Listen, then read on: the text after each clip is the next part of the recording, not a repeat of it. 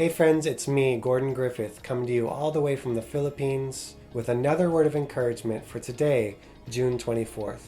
And today our scriptures are found in Lamentations chapter 3, verses 19 to 24.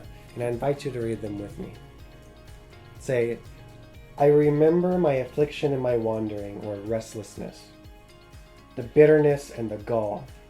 I well remember them, and my soul is downcast within me.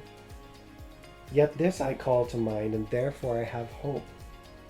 Because of the Lord's great love, we are not consumed. For his compassions never fail. They are new every morning.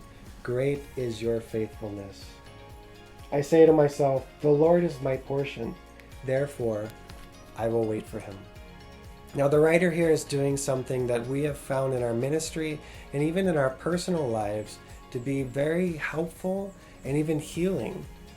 What he's doing here is he is acknowledging the pain that he is feeling in his life. He's not trivializing it. He's not dismissing it. He is acknowledging that he is in pain. He feels resentment. He feels affliction. He feels bitterness. And he is acknowledging that.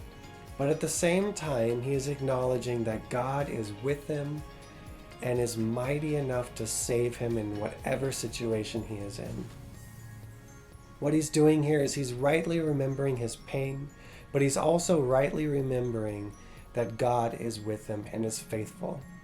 Now, the one who's accredited with writing this book is the prophet Jeremiah, who is known as the weeping prophet, and for good reasons. I mean, this guy was called by God to be a prophet for Israel, and no one listened to him. He experienced being a social outcast. He had people try to take his life several times. And he is just in this moment witnessing the destruction of the holy city of Jerusalem. His people starving to death, being killed, and being dragged off into slavery. In the midst of all of this, this is what he writes. This is the lament that he gives. In the series, we have been learning that it is okay to feel the pain that we are experiencing. And we are called to throw it all to God, to pour out our hearts to God and ask him to come in and help us. But at the same time, in order to move through lament, we also need to trust God. And this is what he is doing here. He's acknowledging the pain, he's reaching out to God, and yet he is trusting God because he knows that he is faithful, that his loving kindness is unfailing, and that God, no matter what, is with him. And my hope for all of you is that you would do this too, wherever you're at.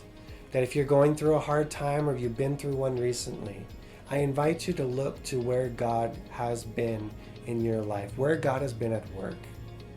And if you're in a situation where you just can't see it yet, recall those times in your life where you've gone through something difficult. And remember that he was faithful to bring you through it. At the same time, although you don't see it now, do what the prophet Jeremiah says. We will wait for him. And I hope that's encouraging for you.